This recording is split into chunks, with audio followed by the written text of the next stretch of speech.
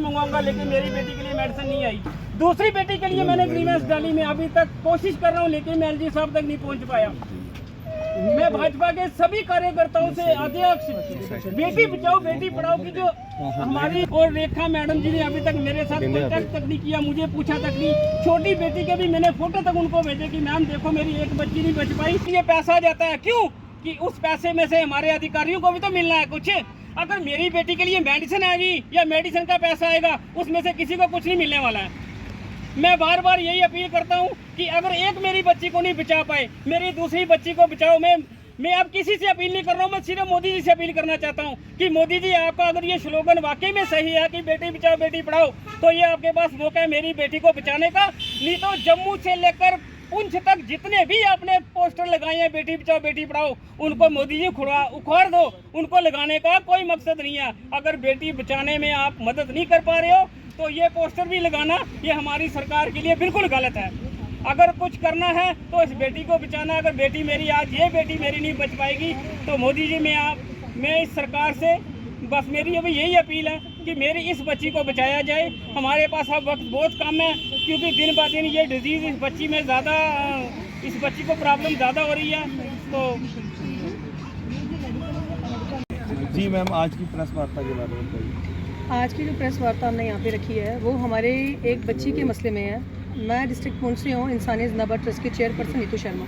इससे पहले भी हमने पुंछ में बहुत प्रेस कॉन्फ्रेंस की है, लेकिन अभी तक उनका हमें कोई एडमिनिस्ट्रेशन से मनोज सिन्हा की एडमिनिस्ट्रेशन से कोई हमें किसी पार्टी की तरफ से जो हेल्प नहीं आई है।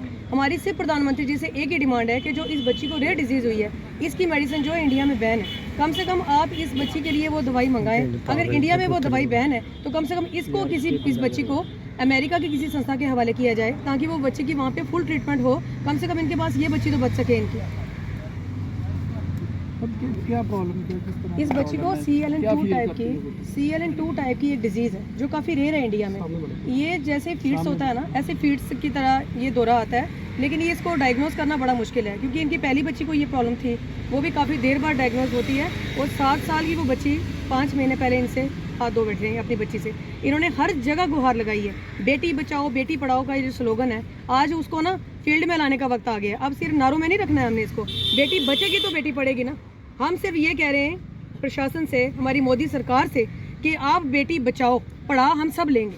हमें इस बच्ची के लिए दवाई चाहिए। अगर आप दवाई इंडिया में नहीं मंगा सकते तो कम से कम इस बच्ची को जो है बाहर की किसी संस्था के हवाले किया जाए। मैम, कितना ही खर्चा आ जाएगा बच्ची के इलाज में? देखिए कितना अभी तक ये लगा चुके हैं अप्रॉक्सीमेटली। पहली बच्ची की जो खर्चा है इन्होंने बहुत ज़्यादा किया है, क्योंकि ये बहुत अमीर फैमिली तो है नहीं, पोर फैमिली है बहुत ज़्यादा, डेली वेजेस में है। और आप जानते हैं कि डेली वेजेस की तनख्वाह जो है साल तक नहीं आती है।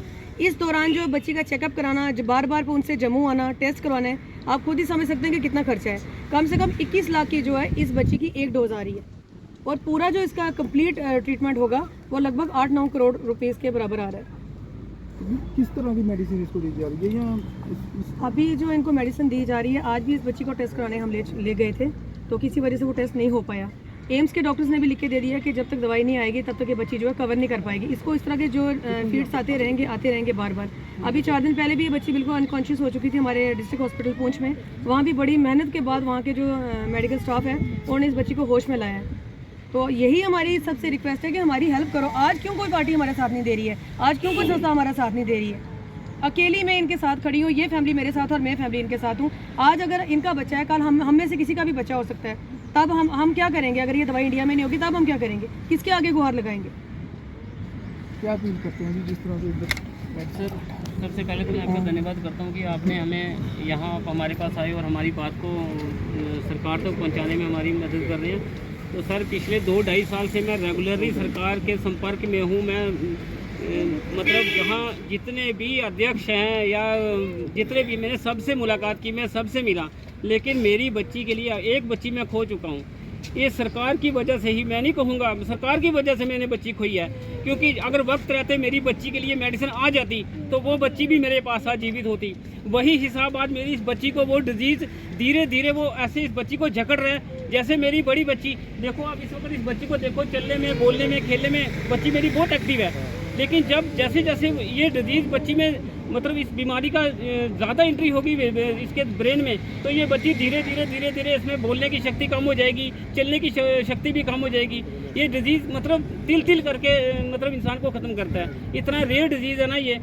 तो सर इसके लिए अभी जो इसकी ट्रीटमेंट है, जो अभी इसको सिंपली एक मेडिसिन चल रही है इसकी, जो मैं इसको दे रहा हूँ, वो सिर्फ कुछ टाइम के लिए रोकथाम के लिए है। अब ये 3 साल में अगले महीने में 3 साल की कंप्लीट हो जाएगी। और एम्स वालों का कहना था कि जैसे ये 3 साल की होगी, हम इसकी जो मेडिसिन जो है इसकी, तब हम इसको चला सकते हैं। लेकिन उन्होंने ये भी कहा कि अभी मेडिसिन हमारे पास अवेलेबल नहीं है। ये मेरे पास एम्स वालों की प्रिस्क्रिप्शन भी मेरे पास है, जिस पर उन्होंने लिख के दिया है कि 3 साल में बच्ची की ट्रीटमेंट होनी है। लेकिन ये भी है कि वो मेडिसिन अभी हमारे पास नहीं है। अगर मेडिसिन आती है तो हम कुछ कर पाएंगे इसके लिए।